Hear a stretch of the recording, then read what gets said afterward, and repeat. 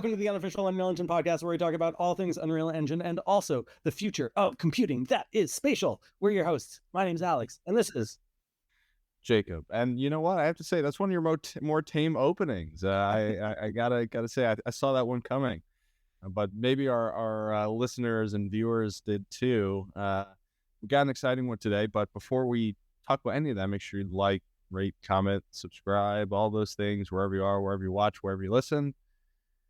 We're back, and we're here to talk about the greatest thing in VR, spatial computing. not allowed to call it VR, Jacob.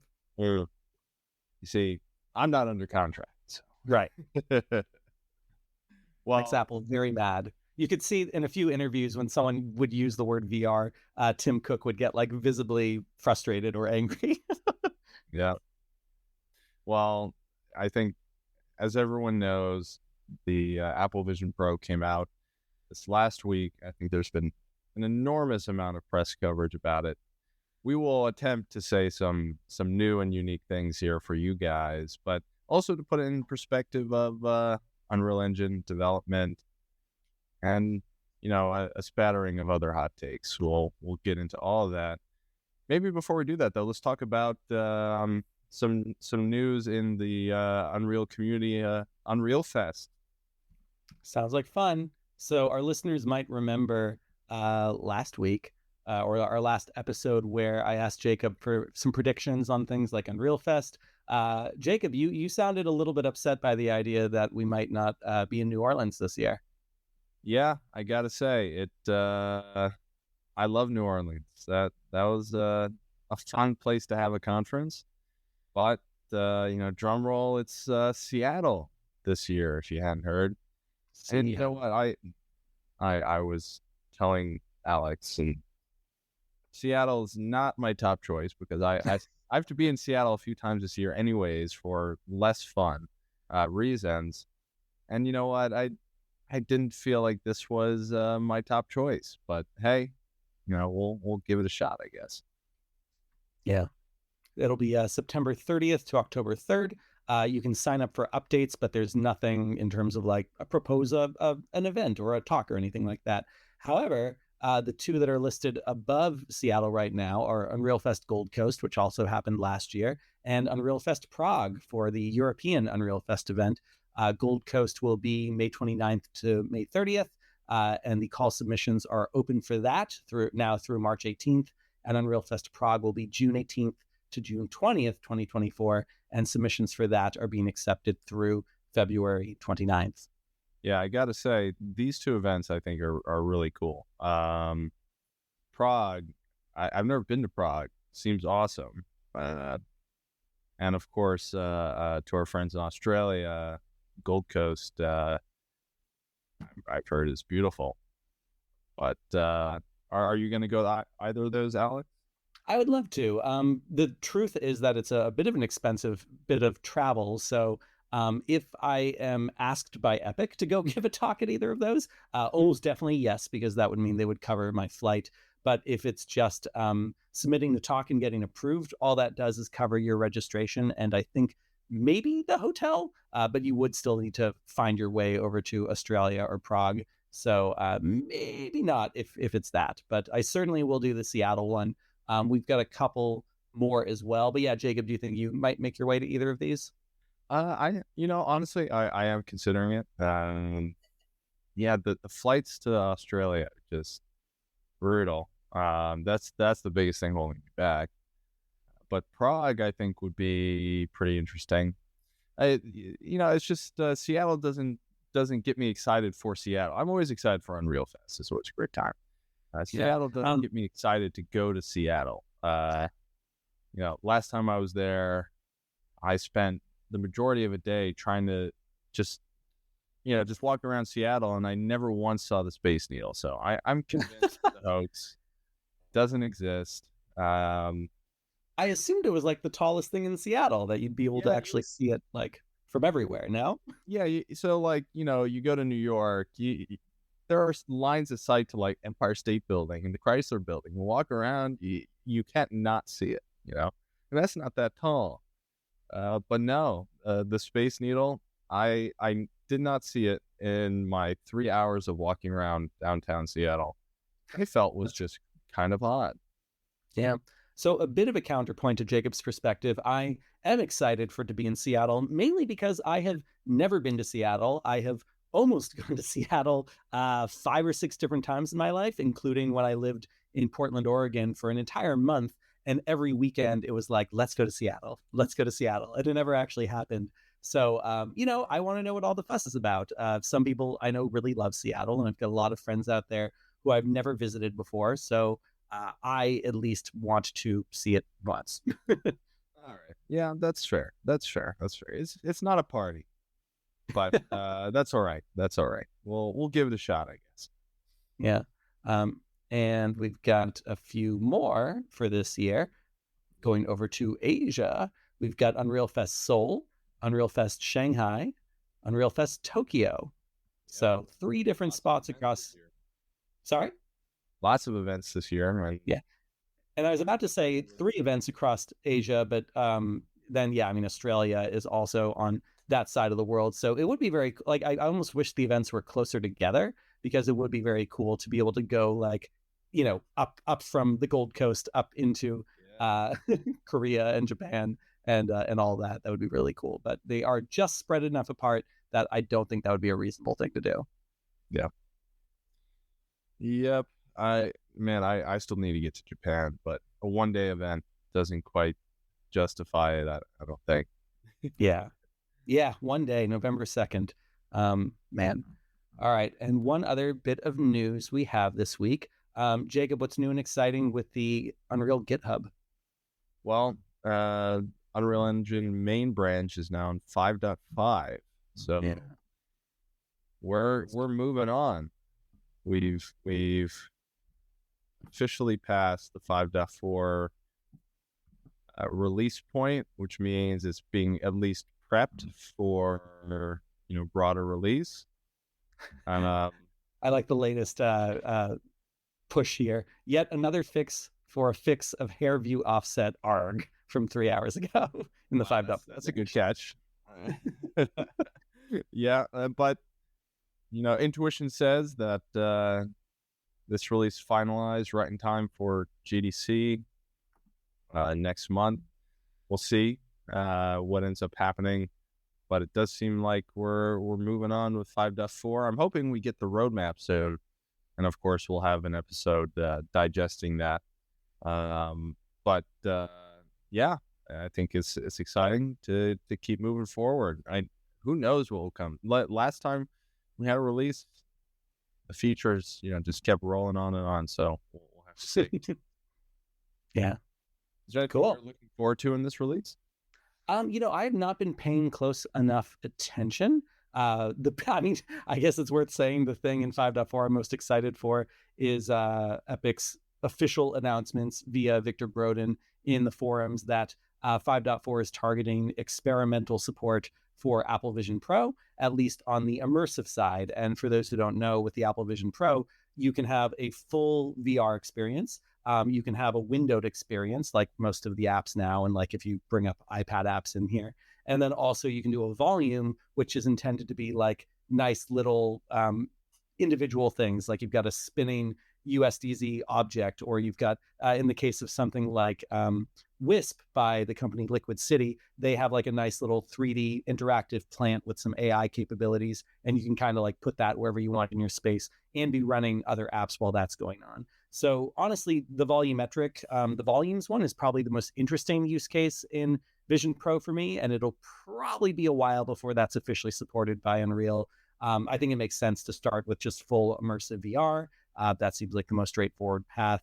But for me, I mean, we're going to talk a lot about the Vision Pro in this episode, but for me, one of the killer parts of this is all the multitasking, the productivity opportunities of having lots of different things spread out. And as soon as you go into an immersive mode, it pushes away everything else, and you can only have that one experience running. So that does feel like, as long as that's the only thing you can do with Unreal Engine, it won't be taking full advantage of what makes this headset special compared to the competition.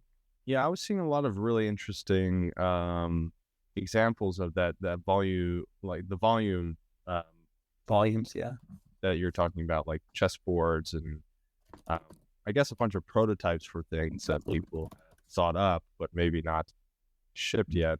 My understanding is that at this moment, the device has around 600 published apps specific for Apple Vision Pro. They say that. It doesn't feel like 600.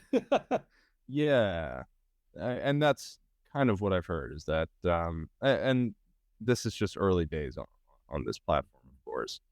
But there is something to be said about the approach they took to release this, given that, at this point in time, the most, viable way for you to develop for this platform is a license that costs, what is it, $2,200?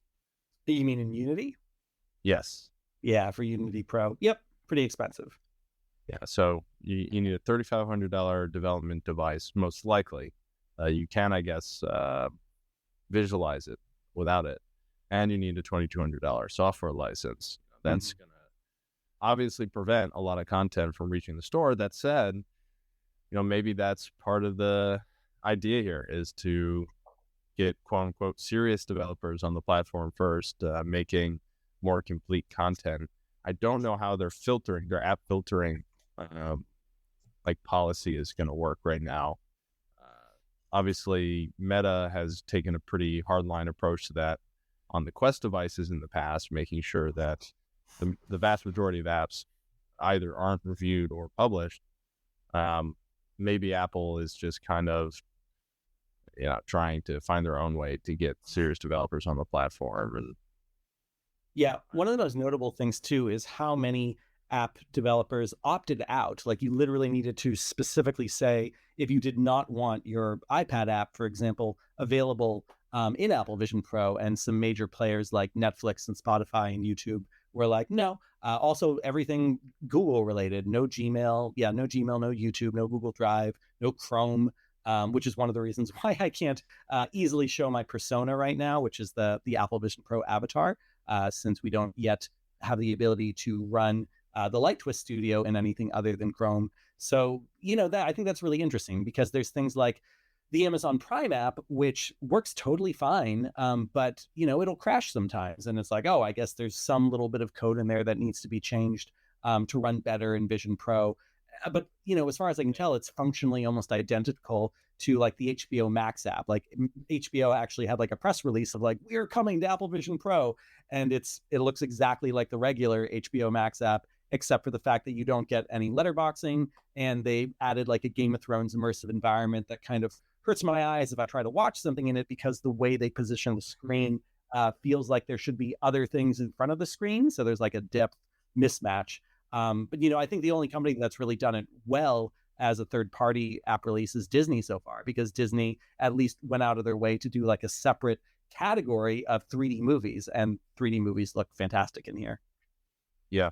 I mean, it's no surprise that Apple went after Disney for, collaboration here, given the history. I mean, also, I think Disney is,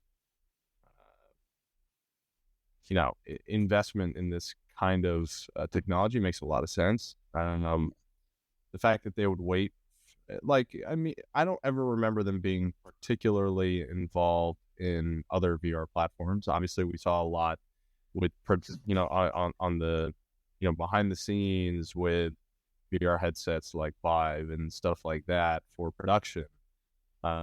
Very little consumer facing, Disney VR content, as far as I'm aware.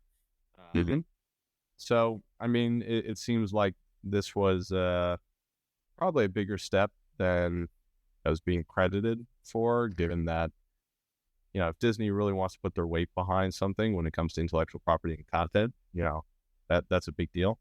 So yeah, I think this is cool. I think, and I saw the, the different environments, the Avengers Tower and stuff like that. Like, that's legitimately cool, I think. It's something only really Disney can provide. Yeah. Really quick, though, something that Disney kind of abandoned but had going for a while was sort of a one-stop shop. I believe it was just the desktop experience. There was like a Disney immersive download you could get for desktop VR. And they had this really cool kind of combination of Star Wars over here, Marvel over here, typical classic Disney stuff over here, and you saw all those environments, and then you could jump between different things, like a 360 video from Rogue One and a slow motion, Iron Man Avengers thing, and a 3D thing from Encanto or whatever. And that was all mixed together as part of one app.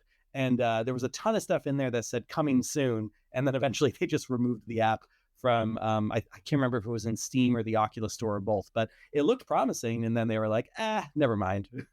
Yeah, they gave it a shot. Yeah, they were like, we put some weight behind this.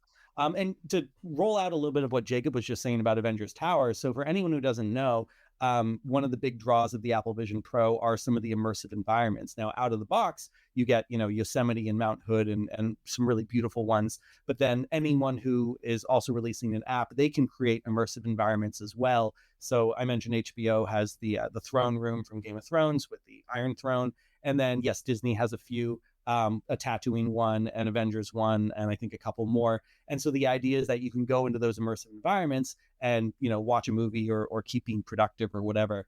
Now, actually, that's the problem. The native environments that come with the Vision OS, you can kind of do whatever you want in those. But the other ones that are in particular apps, they're very gated to only work within their particular apps, which seems like a shame. I would like to just be able to add all of those to my library of environments, but can't do that yet. I mean, it makes sense though, right? That like Disney only wants you to watch Disney movies at Avengers Tower.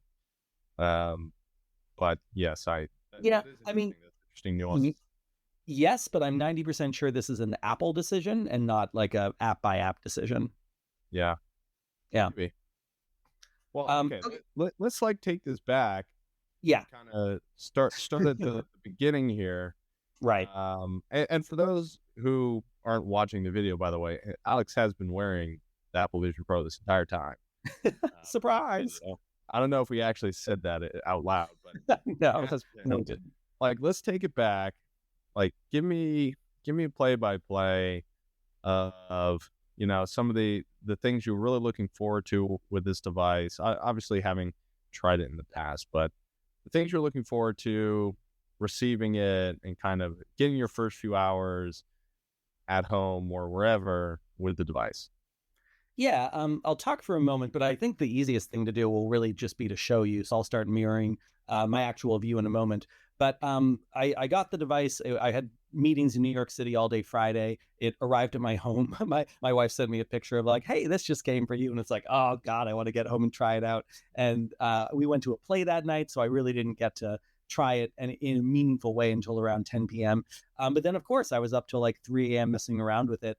Got it out of the box. It comes with this vestigial organ of a battery pack. I also ordered an extra battery pack in anticipation of the 2.5 to 3 hours anticipated battery life not being enough, which was true.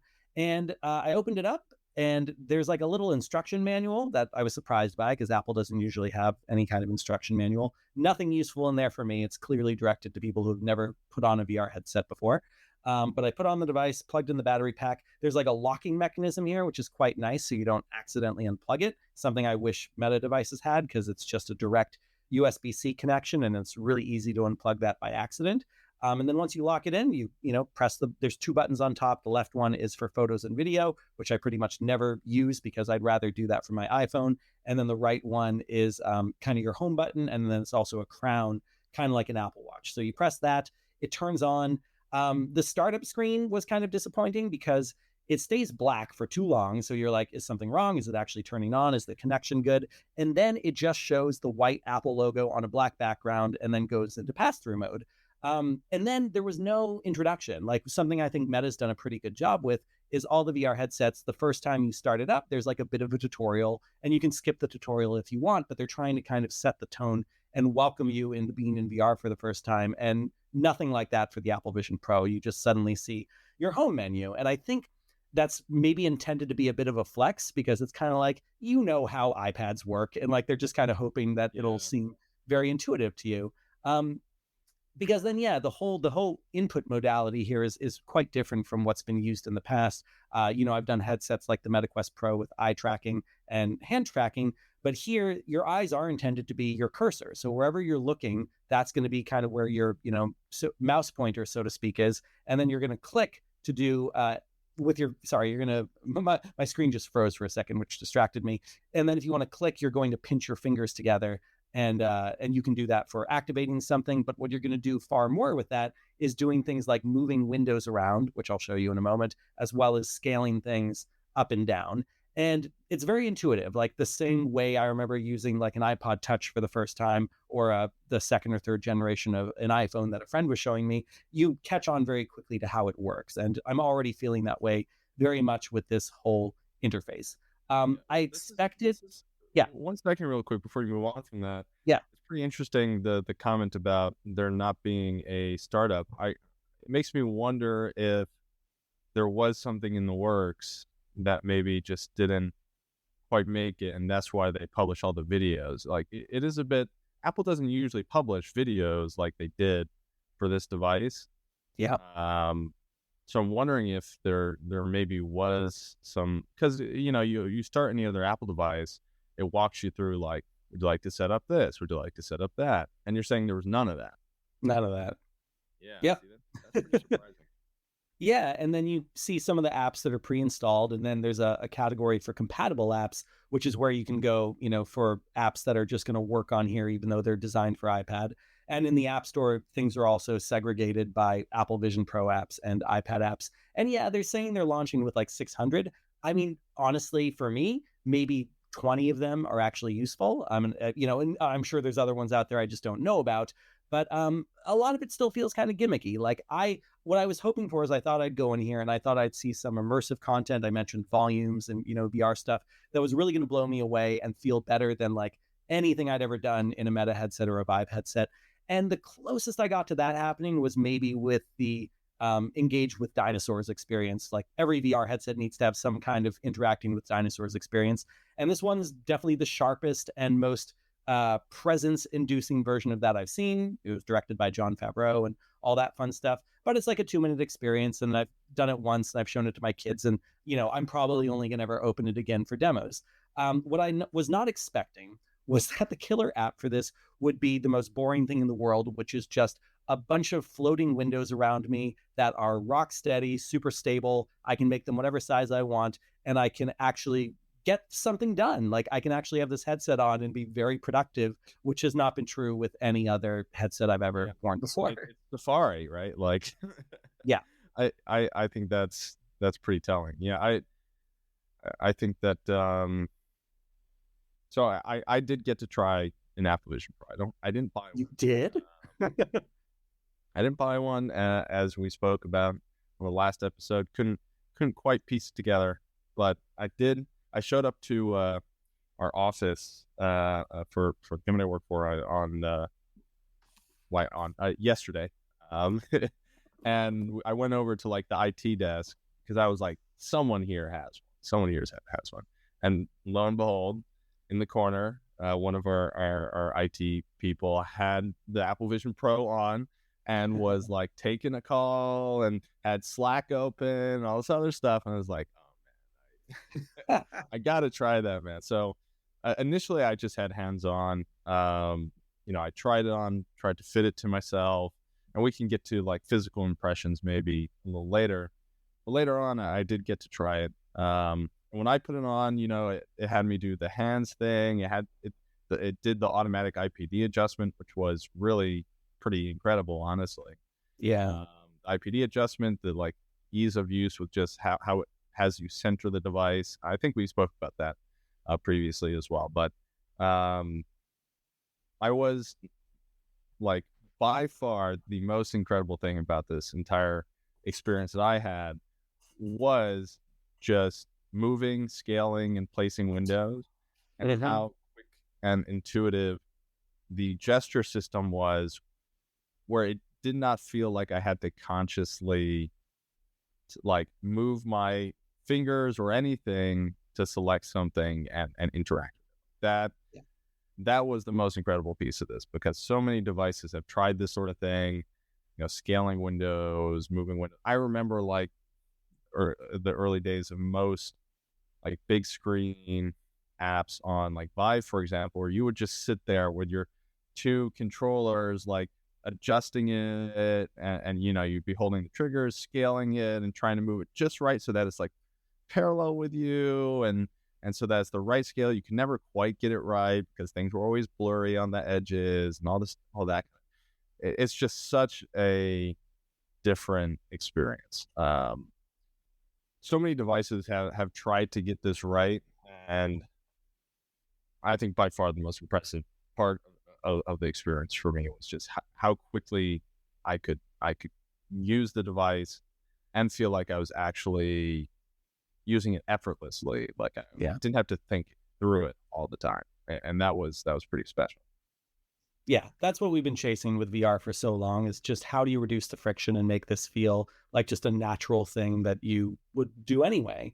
And I think Apple, as a first gen product, has really hit the nail on the head here. There's obviously 1,000 things I'd like to improve and see better in the next generations, but this is really good out of the gate. My biggest fear was that this was going to feel like something that Apple had spent way too much time and money on, and they were trying to go off metaverse hype, and then it's a little bit too late, but they still feel like they need to release it, and then they're kind of hoping to release the product and then push it into the corner and tell it to die.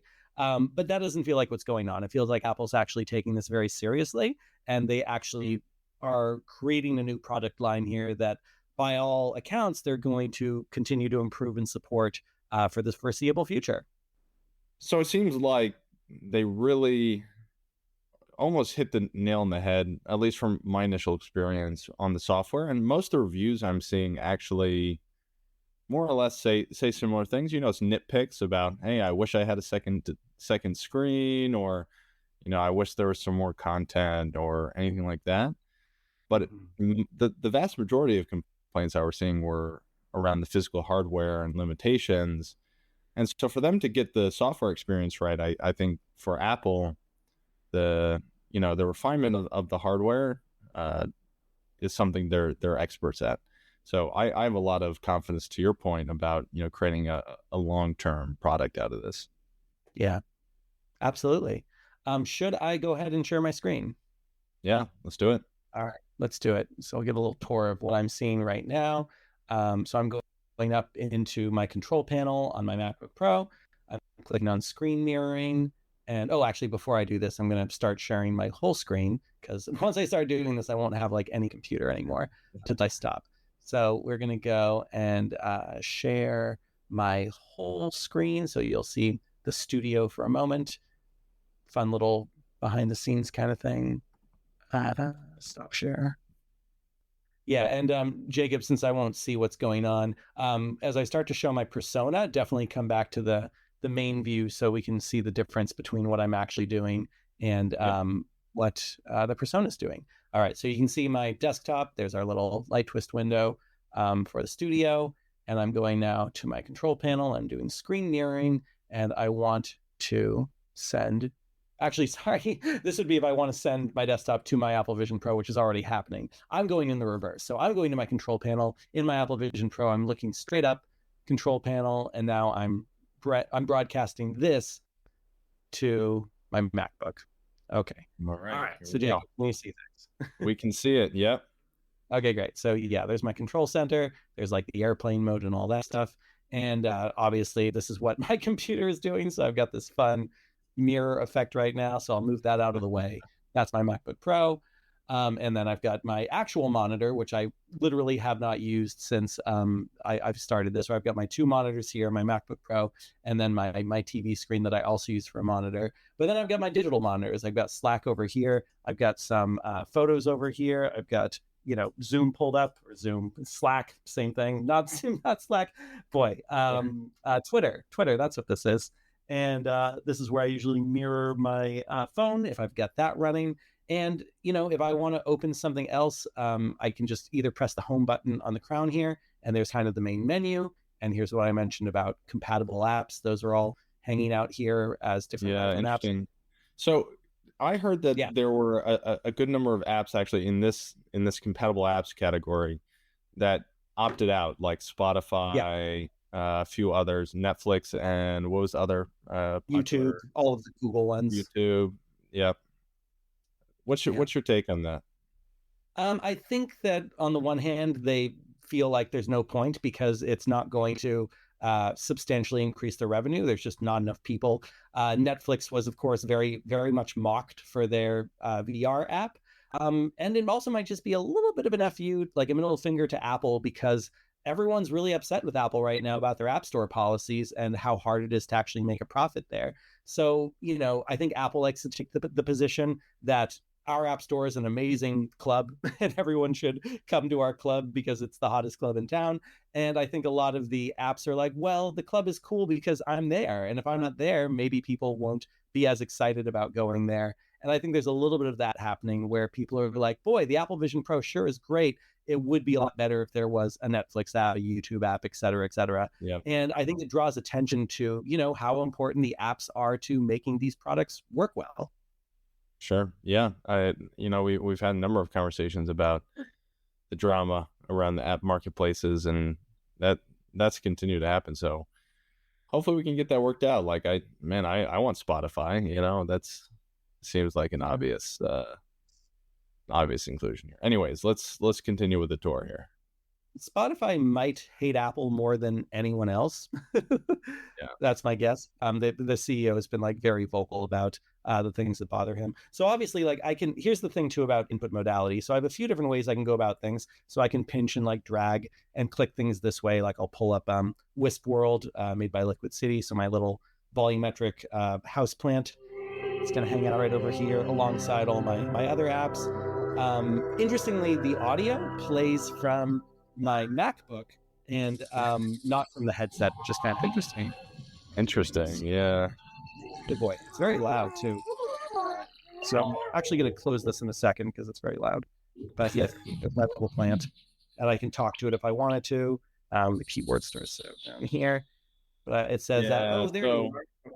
Yeah. So Alex just pulled up this keyboard, and it's worth a comment on this. First, it's an abomination of a keyboard layout.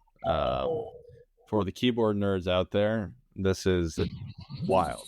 But it makes sense. They're trying to pack it all in so you can pinch around it. Have you found this to be effective in your testing? Nope. I almost never use the keyboard here. But here's the thing. So it just took me a long time to tell the little AI here, yes, I can see you.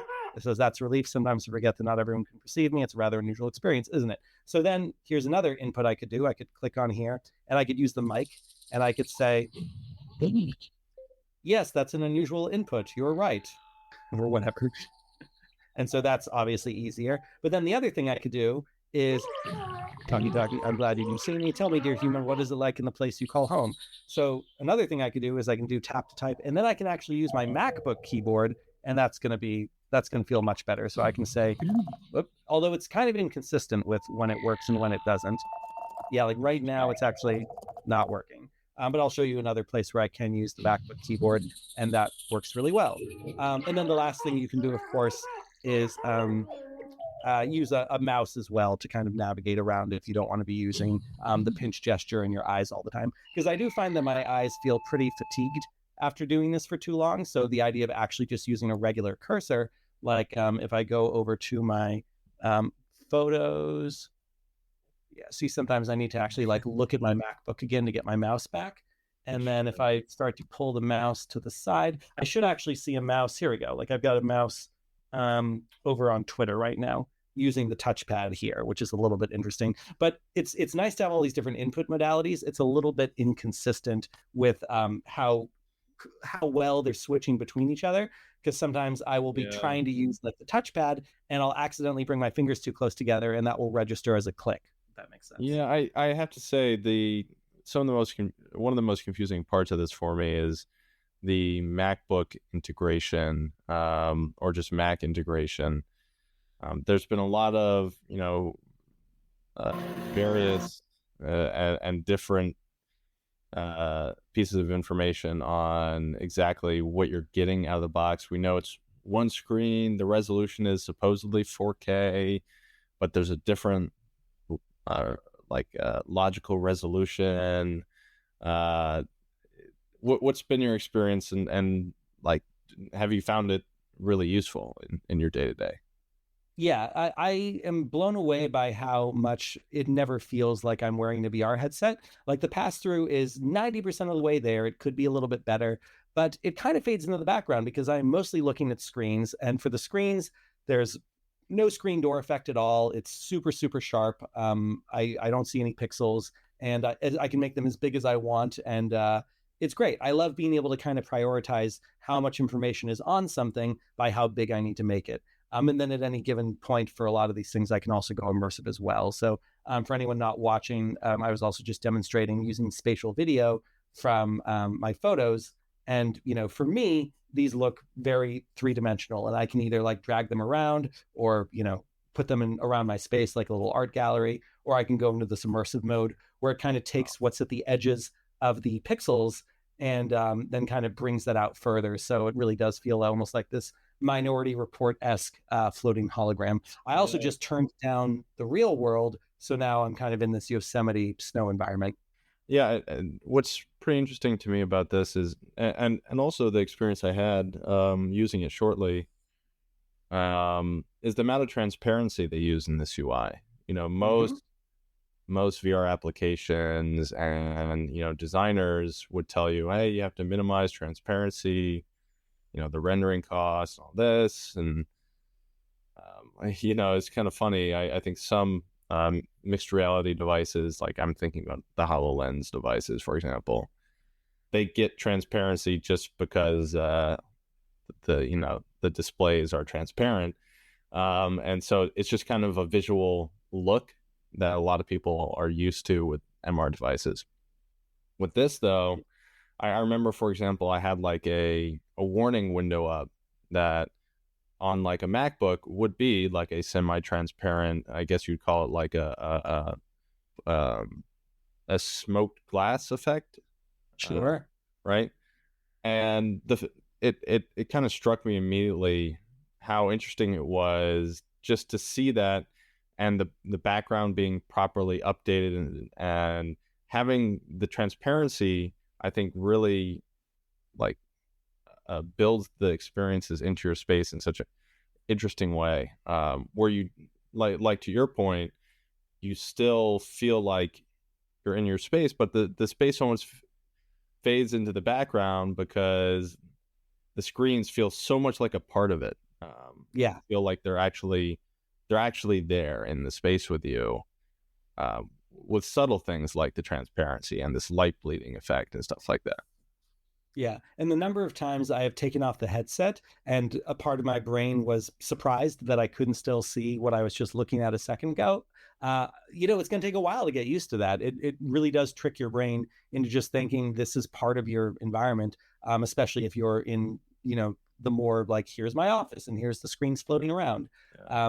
We're so used to the idea that we have screens that are perpetually showing certain kinds of content, and I'm still getting used to the idea that they can disappear when I turn them off. Yeah. The spatial anchoring is really, really impressive. It's solid. Yeah, I can walk all around my house and come back, and they'll all still be here. But there's no persistence. It does not stay there if you turn off the device and turn it back on, Oh, which is okay. a shame. Yeah, I'm sure that's coming, but it is unfortunate that it's not there yet.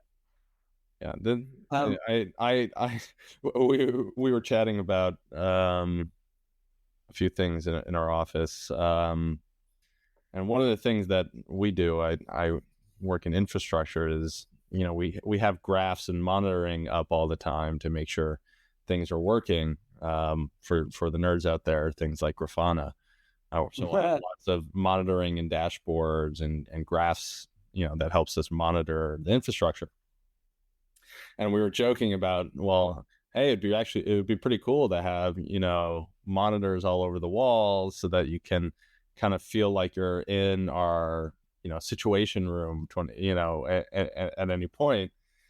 And someone was making a joke that maybe if they go to the bathroom, they would leave a dashboard on the wall so that they could that's make sure funny. everything was still working, which inevitably led to the joke that, hey, why is he going to the bathroom so often? Well, the dashboard's in there.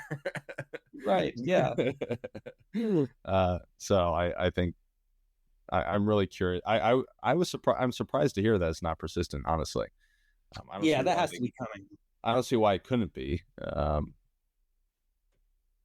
Yeah. But, and even just like, first of all, the reason it doesn't bother me too much is because it's pretty easy to set up your space. I can, start the app fresh and have all my windows up for, I'm watching some Apple TV right now, and I've got my my MacBook monitor here, and Slack over here, and Twitter over here. I can do all that in probably under a minute. But if I wanted to have more of like a photo gallery, if I actually wanted to put a bunch of videos and 3D models and everything around my space, I'm not going to bother doing that if it's not going to still be there the next time I boot the app. So I do keep it pretty light and simple. And one thing I've definitely noticed is, you're familiar with the idea of like memory palaces, mind palaces, that Yep. whole thing, Jacob. Yeah, so there's a lot of that going on here too, where because my screens have been in so many different places around the house over the weekend, I feel like I have very strong memories of where I was when particular things happened. Like the example I was giving on Twitter was, I had a moment when I finally got the Unreal Engine VR template running in the Vision Pro simulator. Spoiler alert, not yet in the headset. But when I had all that working exactly the way I wanted it to, I have a very strong memory of, like, I had, Mr. and Mrs. Smith on Amazon Prime, and that was floating above the dog food. And I had Slack floating above my sink, and I had my monitor floating over the toaster, all in the kitchen. And because I have all that kind of spatial mnemonicness embedded in my memory, I feel like I'll remember that moment more than I would if that had all just happened in my office, where all these screens are always arranged exactly the same way. There's a repetitiveness to that, which I think can, cause memories to be more easily forgotten. If that That's makes interesting. sense. I wonder if anyone's gonna build a flashcard app for that exact reason, where you can leave yourself, like a flashcard anywhere in your space for studying or memorizing information. To that point, yeah, because that's very interesting. That's an interesting side effect. Yeah. Boy, I wish I could change the volume of all this. Actually, you know what? Maybe I can. Hold on. Volume down. There we go. I can change the volume. So when you turn the crown, there's two options right now, one for the environment and one for volume. And can I still hear you, Jacob? Yep. Yep. Okay, great. Yeah, so it is literally just affecting the volume of the Vision Pro. Also, the hand occlusion is great, by the way. We haven't really mentioned that yet, but it's very impressive how well I'm able to like move my hands around, and it's my entire arm that starts to, occlude the physical environment. Now, what's funny is, if you have something like, if you're trying to look at your phone, I've got my phone in my hand right now. It's invisible, right? Like, I can't look at my phone through the headset. I have to actually like take it off and look in there or mirror it. Same thing happened when I was trying out PlayStation Remote or Mirror Play, as well as Steam Link. Steam Link does not work well, by the way. It was so weird to be like holding a game controller. Actually, I've got one right over here. So like holding a game controller and doing all these things, but not really being able to see. Yeah. Wow. It looks like green screened out. Yeah. It's funny. Exactly. That has to be coming as well, I'd imagine, for specific objects like, if you have your iPhone, I'm sure they want you to be able to, pick it up. No, maybe not. Maybe they want you to leave that behind, but seems totally possible if you can detect hands to detect a phone. So Yeah. maybe that'll be coming in the future. Exactly. Let's take another. Yeah, go ahead. I was going to say, one of the apps on this that I actually am very interested in trying is the Keynote app. Mm-hmm. Sure. For the reason that I actually think it would be pretty compelling to be able to take a presentation you're working on, and put yourself in a virtual environment, like a conference room, and practice giving a speech, for example. Yeah, for sure. That kind of thing I think could be very interesting, and I'm sure we'll see plenty of public speaking apps in the future. But an integration with Keynote itself, and I assume PowerPoint will get here if it's not already, for similar reasons. Like, I think that's pretty cool, and I would find that very helpful. Yeah, and the way I would try to structure my presentations, if Keynote doesn't already allow this, is to actually position slides around my house or my office again, to kind of add this additional spatial memory of where those particular slides are, and then also having more of a sequence, because the worst mistake I make sometimes when I'm giving a presentation is the slide that I think is about to come up isn't the slide that comes up. So I'm preparing to talk about that next slide, and then I have to like quickly change tactics because that wasn't correct. If I actually laid out my slides in the order that like I walk through my house or my office, I think that would be much more embedded in my memory. So if Keynote doesn't do that, I'll do it manually by uploading all the slides individually to iCloud and pulling them all out through the photos and positioning them that way. Yeah, very interesting. Yeah. So what are we looking at here, Alex? So this is Apple TV. Now, something interesting. So both the Disney Plus and the HBO Max app let you download videos, and for some reason, Apple TV doesn't. And this is where there is the most integration with these immersive environments. So if I were to watch like the trailer for Mad Max, by the way, if I were to actually try to play Mad Max, you would not be able to see it. It would do like an immediate DRM thing. But if I just do the trailer, you can, which is nice. And so there's that. And so obviously, I can just kind of like move it around my space wherever I want. But if you're going through Apple TV, you have this little environment option, which says you can do it in like a cinema if you want to. But I can also say, I want it to be, kind of this 150-foot screen, very specific to this environment. And that's cool. Now, this is just floating up in space. But if I go ahead and I change my environment to something like Mount Hood, and then I do the same thing where I go to the corner and I say I want it to be maybe in the dark here. So check out this. It's reflecting over the water and it looks gorgeous. This is like the best drive-in movie theater in the world. Yeah, that's so cool. And I it's such a simple effect too, right? It is. It's just standard planar reflections, but man, does that look good. Yeah, it looks great. It's a lot actually like what Vikas and everyone at Light Twist is doing with our desk over here.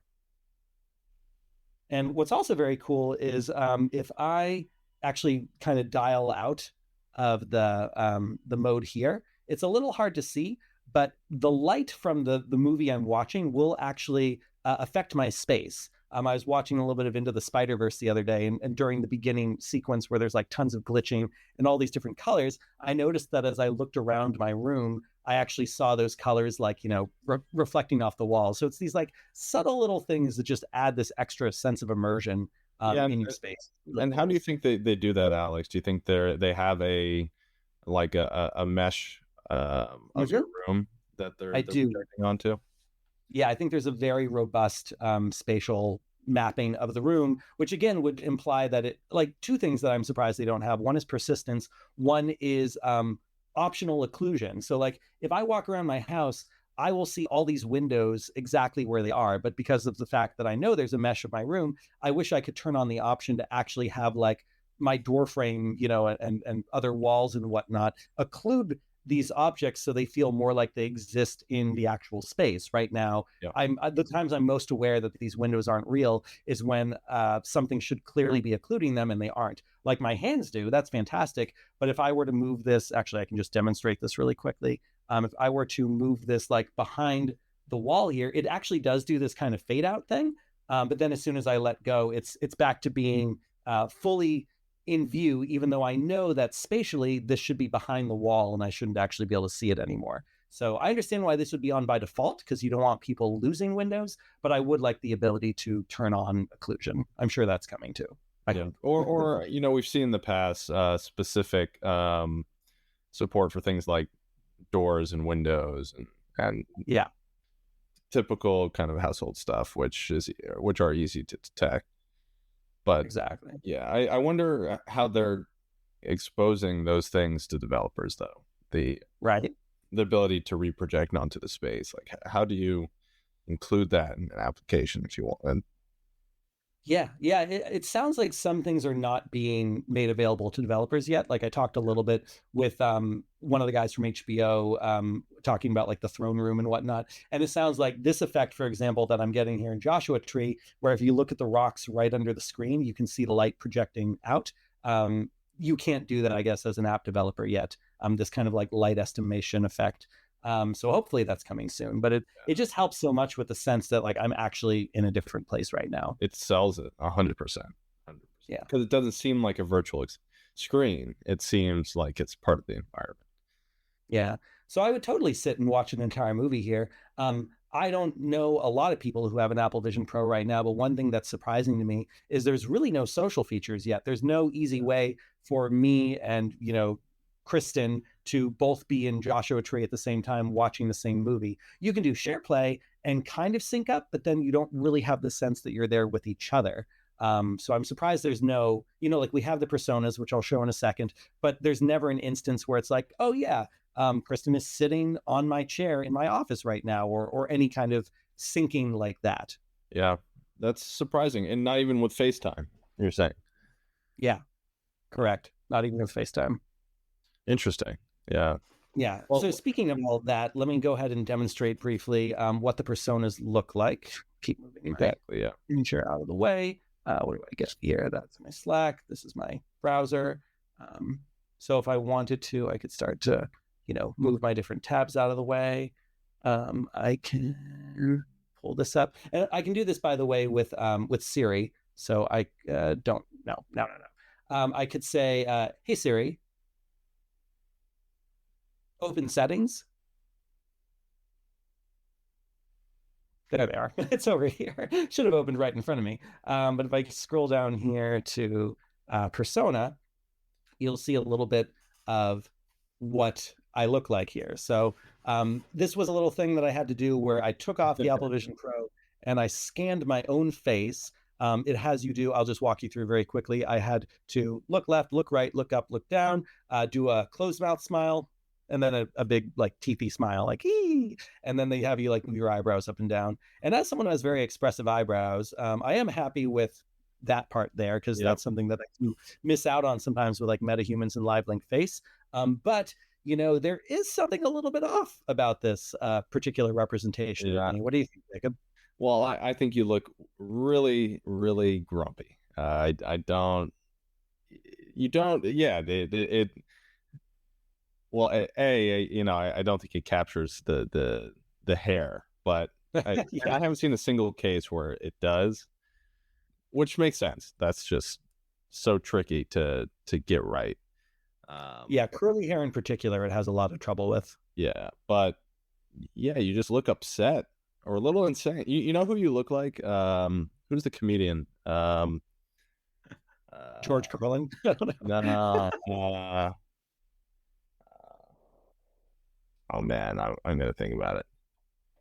So what I've heard so far is I look like a founding father, the Quaker Oats guy, someone from Harry Potter, Jack Nicholson from The Shining. What the thing about me looking more grumpy, part of that I think has to do with the fact that when I scanned the persona, it's maybe a little bit hard to see this, but there's a lot of red around my face. And what had happened was I'd already been wearing the headset for 3 or 4 hours, and I took it off. And I had all these red marks on my face, and that's what came into the scan. So it's actually getting a pretty robust texture of your face, which is great if you've got like, particular beauty spots or moles or whatever that are very distinct about how you look. And it's very interesting to me that all that red came into this persona. So yeah, so it just looks like you're flushed, I guess. Yeah. Yeah. And I realize who it is. I think if you turn your hair red, you look like Louis C.K. Okay. All right. It's also funny too that you can see the sweater that I was wearing when I did the scan. So the fact that it even captures some clothes. And I'm sure there's going to be like a boutique industry of like salons or something where you can get like a very particular, makeup, clothing, whatever, that is all about preparing you to look your absolute best for when you capture your persona. And then you can just, let all this go to crap, and then you'll just be a virtual avatar of yourself for the rest of your life. Cool. Yeah. I'm very curious what they use to do this. So, and this is a good Unreal moment. Because the way that something like MetaHuman, for example, works is that they have a model that encapsulates all of the different features in a dynamic kind of fluid space. So like they have a range between, different eye widths and man, I can't remember the term that was used last GDC when one of the folks said it. IPD or no? No, they have a specific word for like they create a continuous space where a point, anywhere within that like three or it's like multi-dimensional space represents a unique human, that DNA, right? Hmm. Whereas I'm assuming this is using something more traditional with photogrammetry or probably nerfs, some sort of like 3D capture instead of specifically trying to map facial characteristics into an existing model of human representation, right? Particularly when we start talking about the stuff you're talking about, like specific texture capture, the fact that it picks Yeah. up like what you were wearing and all that, I think is pretty fascinating. Um, and I also have to believe that when they started developing this, like a lot's changed since, you know. Oh yeah, for sure. This Yeah. technology in particular has come so far just in the last 6 months, Yeah. um, that I have a lot of confidence that this is going to get better. Oh, for sure. This is the worst it'll ever be. So, there's definitely some uncanny valley right now, but I feel like climbing out of that uncanny valley isn't too far away. And they did slap the beta logo on here because I think they want to make sure people know they don't think this is done yet. Yeah, supposedly, and there was an update for Apple Vision Pro like today, and if you Yeah. recapture, it looks a little better. But Oh, good. um, Yeah, so maybe next week I'll show, yeah, because I do see there's a software update available for me. So maybe next week I'll do a brief like update of what my persona looks like then. yeah, that I think regardless, like I saw so many people trashing this, Oh yeah. and it was kind of funny because it was a mix of people who were like, I don't look like this, and it clearly looked like them. Um, like it was spot on, and I guess people Mhm. just weren't used to looking at themselves in this uncanny valley kind of scenario. We're Yeah. probably used to it, honestly, with metahuman. Oh Um, yeah, for sure. but I think a lot of people just aren't used to seeing themselves that way. And then some which did legitimately look odd. And honestly, yeah, you just look upset, man. I don't know how else Yeah. to put it. No. I mean, I was definitely tired when I did the capture, so there's something really interesting about that. It is I should interesting do that like a picks up like yeah, quite a yeah, lot, like clearly. some of that came through. It's like my resting face now is just like a little bit grumpy and tired. Um, Something that I think is going to. Oh, and I should mention as well that however anyone feels about seeing this in a flat 2D context, it does feel better. Same way I tell people like you have to see metahumans in VR. Seeing other people in a 3D context with these, like over a FaceTime call, looks much better. And I did get to do a call with Ian Hamilton and Oz, who made Puzzling Places. Ian Hamilton's from Upload VR, and I really felt like I was talking to both of them. These are two people who I've met in real life before, and their avatars did not feel particularly uncanny to me. The only thing I kept noticing, of course, was that Ian Hamilton's glasses were very much like cartoon glasses that you get to select after you do your scan. They don't show up as part of the scan, so you select later some kind of eyewear. But I do think this is on the right track for all the trashing people are giving it. And I really look forward to an opportunity where this actually becomes an avatar that you can export as an FBX or whatever, because I'd love to do a side by side comparison of like, yeah, metahumans, this, I assume that Meta is going to be pushing harder on the codec avatars now because that's their equivalent to something like this. So I'd love to do a side by side. Yeah, personas, metahumans, codec avatars. Who comes out the winner? I think it's kind of interesting because, in theory, at some point, you're going to want one identity for probably Mm-hmm. all these platforms, That's right? what Ready Player Me's trying to do. That's that's the metaverse, man. But yeah, I do think that's interesting. Kind of maybe who will win out, so to speak, in this. But honestly, I'm impressed with this as a first try, and Yeah. all the people who are saying this looks like a PS2 character, like man, they could not have been born, before the year 2000 because They don't even know what a PS2 is. yeah, like this looks great. To be Yeah, perfectly honest, I think there was a lot of unfair judgment there. sure. A couple more things I wanted to point out real quick. So I mentioned that it feels really weird sometimes to go totally immersive. So while I was watching HBO the other night, I pulled up. There's a bunch of stuff on Apple Arcade. So Jetpack Joyride. I was like, let's see what the Apple Vision Pro version of Jetpack Joyride looks like. And I thought, oh, this is great. Yeah, I'm going to put HBO like right above me, and then I'll play it right down here. But when I press start, it becomes an entirely immersive experience, as you'll see in a second, which I was a little disappointed by because I was like, oh, but I wanted to watch HBO. And so, they've got this cool environment, and I'm like very impressed. Like this feels like Job Simulator. There's all these fun little things you can interact with. Shake the cup, whatever. And there's a play button here. But yeah, daily reward, whatever. But it's like, okay, I want this to be a casual game. I don't want this taking up my entire environment, as cool as all these little things are. And so, this is not a game that should require full immersivity. It's the simplest thing in the world to just squeeze my fingers and pinch. So I want to be able to do this while other things are going on. And when I started playing this the other night, I just became so abundantly aware of the fact that I want most of my things to be multiplanar experiences. I want to have all these different things going on around me. And anytime something's like, no, you're just going to focus on me, I feel a little bit bothered by that. Interesting. Yeah. Because I mean, that is fundamentally different between this and the most headsets. And it's maybe the biggest difference, right? Yeah. Also show Encounter Dinosaurs real quick. Now this one, it's interesting because it does make everything else go away, but I guess I was less bothered by it because it is actively trying to use your real space. And so, this is very much trying to do a mixed reality thing where you feel like these dinosaurs are, in the room with you. And I guess for whatever reason, I'm still like, oh, I'd like the option of other things going on. But of course, this really is a better example of something that maybe does demand your full attention, and you wouldn't necessarily be wanting to watch a movie while this is happening. Encounter dinosaurs. You are too close to an obstacle. Continue anyway. Yeah. So it's like they know that my wall is like right in front of me, and it should be a little bit further away. But there's this cool moment with the butterfly. And yeah, we'll just let this play in the background and let's just keep chatting. Yeah.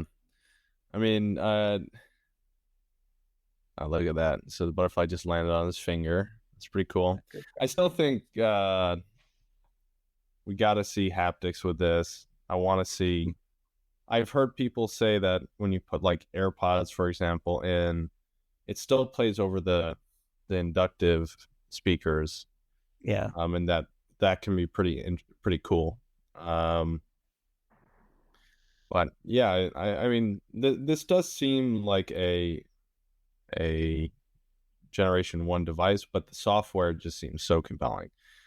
Do you want to talk a little bit about the hardware aspects of this? Yeah, I'm a little uncomfortable right now. I've had this on for a bit. I do think that the third-party straps are going to be way better. It came with two. This is the kind of single loop band that goes around the back of my head, and then there's a dual loop band that also goes over the top of my head. And neither of them feel great. I'd say the sides of my face feel like a little bit itchy right now. I wish there was like a leather version of this instead of cloth. There's some light leakage just by the fact that this is kind of a mesh material. And then there's fans going on inside that are actually kind of drying out my eyes. So, I'm excited for some other things that might make this feel a little bit better. Because I am wearing this for hours at a time now, because, I've got all my windows around me and I'm being productive and I'm getting into kind of a flow state. But yeah, I don't love it. I don't love wearing it for more than like 30 minutes at a time. Yeah. Yeah, so when I kind of first picked up the device, like it felt heavy. Yeah. And I kind of realized that it probably, you pick up a Quest, you don't really think about how heavy it is because it's plastic and because the materials feel less premium. Yeah, right. right. But something about the fact that they did, include a metal frame and all these other materials in the headset, actually, I think makes it, quote unquote, feel heavier than it would otherwise, especially just when you're holding it in your hands. Now, putting it on, especially because it took me a minute to I was just kind of going for it. It took me a minute to figure out the adjustment and get it tight enough. But in the like maybe 30 seconds to minute that I was sitting on my head and not quite tight enough, like my neck got noticeably sore in that time. Yeah, Um, sure. and I saw an interesting take on this from MKBHD, very popular tech YouTuber, Oh yeah, um, sure. describing, that maybe this was a decision because it's just, to be perfectly honest, way sexier than most VR headset, headbands and straps and stuff like that. And I think that's certainly true. Like this has a very iconic design to it. Um, but I think they're playing a game here with public perception of the device Oh that they're yeah. very good at playing. Hmm. And I think they're just kind of relying on third parties and consumers, just like you would buy like a case for your phone, or like to supply more personalized options for this down the road. Um, yeah, it doesn't like the battery life. I feel like it is tricky to justify. And can you describe how you charge the device at night? Like, Awkwardly. Yeah, it does come with a charging cable for the battery, and so you can plug it in, and it takes a few hours to charge. I did buy an extra battery pack, so I've got two of them. But then you can also do a thing where you actually just keep um, your computer plugged into the battery pack as well, so it's just kind of always getting the charge from there because the battery pack is a little USB-C. I've also seen people who are trying to wear this thing like all day daisy chain like this to other battery packs. So, then they never need to plug into an actual outlet anywhere. So this definitely feels like I've referred to it as a vestigial organ, like a thing that doesn't really want to be here. But if you have pockets, you can put it in pockets. If you're wearing a dress or something like that, you almost need a purse or something to keep it in. I do end up like hitting the cord by accident sometimes. Luckily, it doesn't unplug because of this. One thing that's annoying is that if you want to switch batteries, if I take this off, it immediately shuts down. I assumed there'd be like, I don't know, at least a minute of kind of like standby time in here to give you a chance to swap over to another battery. But no, that's like a complete shutdown. So that's a little frustrating sometimes. But I think maybe what they're assuming people are going to be doing more is just plugging in directly to the battery pack you already have. But yeah, the battery life is like 2.5 to 3 hours, depending on what I'm using it for. It does do a pretty good job of warning you 20%, 10%, 5%, just like an iPhone or anything else would. yeah. And I have to imagine there came a decision about because I like you said thought there was a small battery in the device at least. There Um, has to be, though, at least to like keep your settings and everything, right? I don't know. I mean, most like flash memory, like maybe there's usually enough residual power in the device to like dump memory. I don't even know if there is like separate memory on this device or if it's all just one shared memory pool and storage. Um, who knows? But yeah, it's a bit that's a bit strange, and I have to imagine part of the debate must have been whether, especially given how heavy it is on the front of the device, whether they were going to ship with a battery attached to the back of the headband, which would make it so that you could not, switch out the headband as easily, or if they were going to do this. And this seems like a big compromise for Apple. Oh yeah, for sure. A huge, Yeah, huge you can tell. compromise. You can tell that there's a bunch of things here that they probably were not fully happy with, but at a certain point, someone just had to put their foot down and say, like, we got to ship this thing. It's Yeah. been 7 years of development or however long it's been.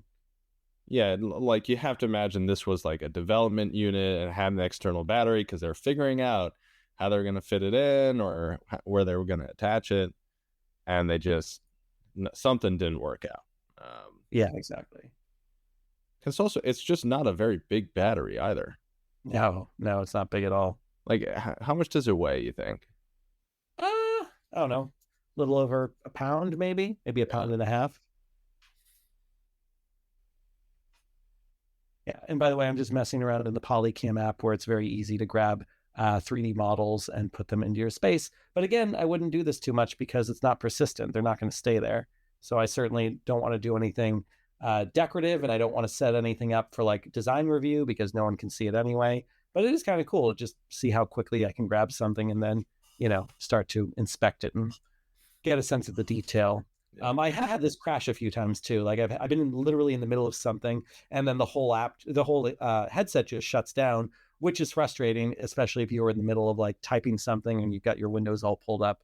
None of that has any kind of like draft mode that saves. So it's just all gone, and you have to do it all over again. All right, so we're coming up on hour 20. 7 hours. About an hour 20. Right. What's your takeaways? What are the 5 things you love about this? What are the 5 things you really want to see improved? And then for our listeners out there who are maybe interested in developing on this device, what are your recommendations? Yeah, sure. I love how consistent the hand and eye tracking is. That's what they needed to get right. That plus how easy it is to, move screens around, close screens, change the scale of different screens. They've done a tremendous job with all of that. And just the fact that I can move around my space and it never feels like anything is stuttering or messing with my head too much. Like I haven't felt sick of this device at all, which is great. I also like the panoramas, just the effect of being able to look around. Yeah, spatial videos, panoramas, these all feel fantastic in the device. And for me, the spatial videos and the panoramas really hit at what I think the killer use for this app is going to be, because right now, this is a remarkable individual productivity tool. I can get so much done throwing my screen and my windows and my apps all around me and having kind of this incredible operating station for all the things that I want to do. Where this is going to really sing is where it is less isolating. And Tim Cook was very upfront years ago saying the reason he didn't like VR was because of how isolating it could be. And for the moment, this is still pretty isolating. Eyesight does not work yet well. The personas are supposed to give some eyes on the front of here where you feel like you're still looking at me and talking to me. Everyone I've shown that to just thinks it's really creepy and they prefer it was just off.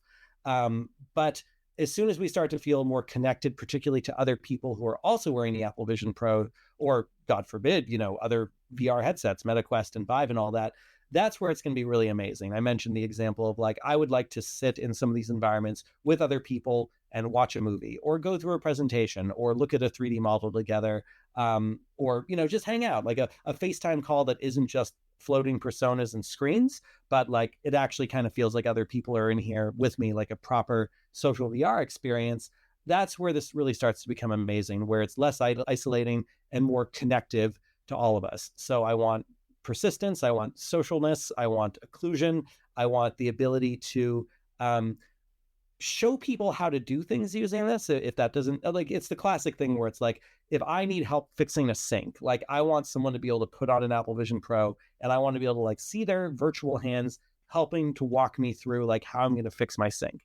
That's like an example where like I call my dad for some of the stuff. Like he's much more of a handyman than I am. And rather than him just explaining things to me over like a FaceTime video, to actually have like more engagement where there's some sense like he kind of understands where the parts are and he can actually like point to this screwdriver and this wrench and all that stuff. That's kind of exciting to me.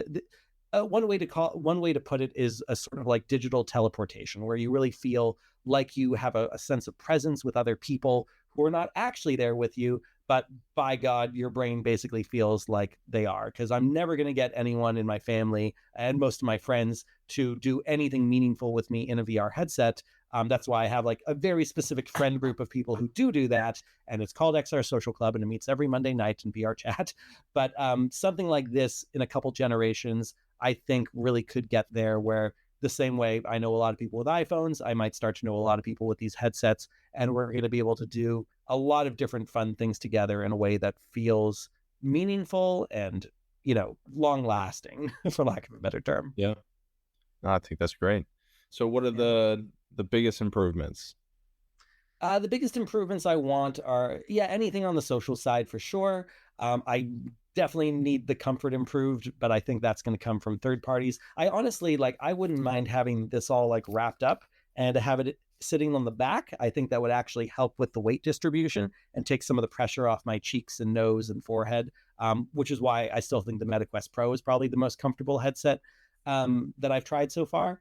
I want a better developer ecosystem. We haven't talked much about Unreal Engine and all that, but obviously it's very complicated to try to develop this for Unreal. But even Unity, who's had like a much closer connection to everyone at Apple, it's still really complicated in Unity to build things for this as well.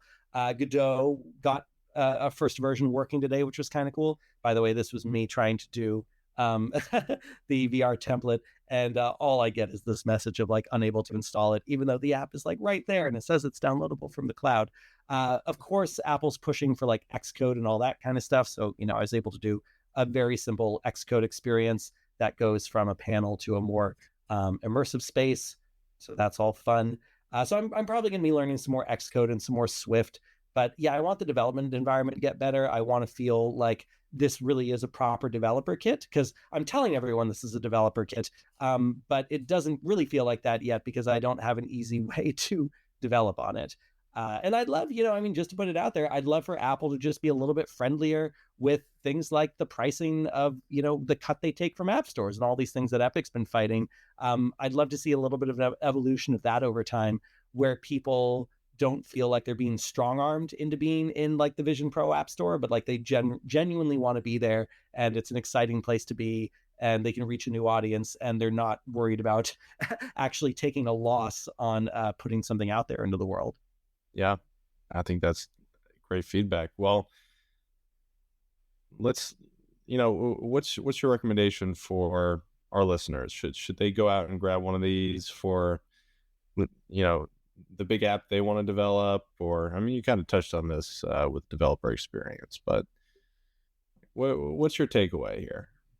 Yeah, I would say that if you have an idea for an Apple Vision Pro, it is definitely worth getting one to develop with. You're going to have a much easier time with a MacBook Pro versus something else. Oh, hi, Crunchyroll. See, I opened that by accident because I guess a gesture was detected when I was holding the battery.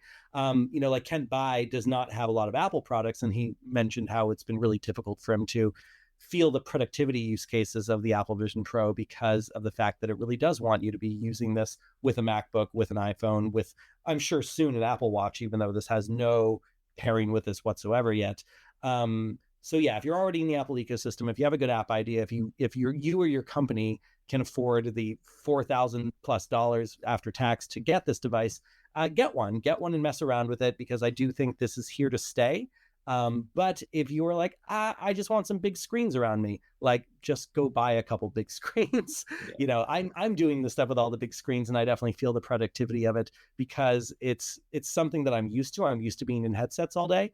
For someone who really likes the productivity capabilities of this, but has not spent a lot of time in headsets, it's probably going to be the kind of thing where they end up with headaches and their face feels really sweaty and awkward, and it's not going to be a great experience for them. So for 99% of the population, I'd say wait for Gen 2, Gen 3. But for 100% of the population, I would say if you can, go to an Apple store and get a free demo. I'm so glad that they're giving demos for this. And it sounds like they're doing such a better job of it than any other headset manufacturer has ever done. So there's a lot of opportunities to really understand the direction Apple's going with this. And just, because all the geniuses of the Genius Bar, they have a script of like exactly what they're supposed to say and exactly what they're supposed to show you. So it's also a good little peek behind the curtain of what Apple wants you to think about with this device versus, I mentioned getting the device in the mail and putting it on and having like no tutorial. I was really left to my own devices, no pun intended, to decide what I thought this was good for. But Apple's perspective on it, I think, is a useful one. Yeah, I think that's interesting. And even having tried it, I think I will go to an Apple store and even if there's a line, and give it a shot for that reason. Because I'm kind of curious how Apple is presenting this and how they're making it a part of their kind of store experience as well, something they're so famous for. For me, my takeaways from a week now of watching coverage of this and having a short experience with it. Do I feel the FOMO? Yes, a little bit, for sure, 100%. Do I think though that Like this is it, like I guess what people want to know is, and I'm sure their investors want to know is this an iPhone moment, right? Like is this the big man? Everything else is just a BlackBerry from from here on out. Um, and I think that to some extent, actually to a big extent, I do think the answer is yes with this. Not because of, certainly not because of, not because they've aced everything here, or even aced the majority of things, but the things they really needed to get right. I've never heard so many people say to me that they are getting stuff done in a VR headset. Yeah. That Sure. that is huge, right? Like I remember the days with flip phones where the best you could do is phone calls. You could text slowly, and then everything else with that device was pretty much useless, right? Yeah. A camera, everything, right? And I think iPhone showed us that we could have a device that could continue to grow and develop, after we bought it. We and we see this nowadays with things like cars, over the air updates. My car gets updates and all of a sudden has new features, right? Like this is the world kind of Apple invented, to be honest. Yeah. And the fact that we can sit back and have a device like this that people feel that they can genuinely be productive in, that they would generally prefer over sitting on their couch watching TV, because they don't have to get up, it's not a pain to use, it's casual, it fits into people's everyday lives. Or if it doesn't today, Gen 2, better battery, a little more comfortable, it will, right? So from my perspective, I'm excited for Apple, excited for all the folks who are working at Apple who have put so much time and effort into this device, because I think we both know that this has been a long, long time coming. So, like, do I think this is an iPhone moment? Maybe, yeah. I think it could be. I would not. Yeah, let's say 80%, 90%, right? And that is a huge thing, for Apple, for the AR VR space, for developers in this ecosystem. Like now is a great time to become a developer in XR, and I think that's a great thing. So that's my takeaway. Yeah, well put. Yeah, I think a lot of us are going to look back at this as a really seminal moment. Maybe not as big as like the iPhone moment, but I think Apple is buying into this world of XR, spatial computing, whatever, in a really big way. And by the way, I was kind of frustrated about them like not wanting to use terms like VR, AR, XR, and to insist on something like spatial computing, which I hadn't heard much except from companies like Magic Leap in the past. But I do understand why they're using that now, because it is first and foremost a computer. This is not a gaming device. I'm not going to play Beat Saber on this. As I mentioned, a lot of times when games go too immersive, it feels like I'm not using the device to its full potential. For now, this is productivity, and hopefully soon it's going to be social. And it does feel like it's doing something quite different from the other devices out there, So Apple has once again done that thing where they are standing on the shoulders of everyone who's done things before them, but they're doing it in many ways a more refined and more UX design oriented way. And it's working. It's working far better than I actually anticipated it would. Yeah, I think that's the best compliment you could give. It's working way better than you thought it would. Yeah. Yeah. Also, it comes with a little cozy, so when you want to put it to bed, you like it's like very, very cute. It's got its own little it feels like the kind of eye mask some people would put on. Yeah, exactly. Yeah. Oh man. Well, I think this has been a fun episode. I mean, we've now had a few episodes leading up to this, and so it's exciting that it's out in the world, and we'll just have to sit back and see what happens. Yeah, really excited for potential Unreal Engine experiences on here, even if they're just fully VR at first. Oh, it is also worth mentioning that some folks got ALVR working on the device as well. So ALVR is kind of like a virtual desktop, Steam VR kind of thing. And so they were able to connect that and something to do with like the index controllers or finger tracking, emulating the index controllers. So anyone who really wants to try out Steam VR experiences using the Apple Vision Pro, give that a try. I actually haven't been able to do it yet. Yeah, it's only time. There's Yeah, some creative people out there. like sure. With that, maybe we'll wrap things up here. If you stayed and listened till this point, make sure you like, rate, comment, subscribe, everything, everywhere, all at once. Um, don't copyright strike me for saying that. But we'll see you in Unreal Fest this year as we get more information about the events and about the talks. I'm sure we'll get more into it. And certainly coming up soon, we'll hopefully get a chance to talk about the next release of Unreal when we get a roadmap. So any closing thoughts here, Alex?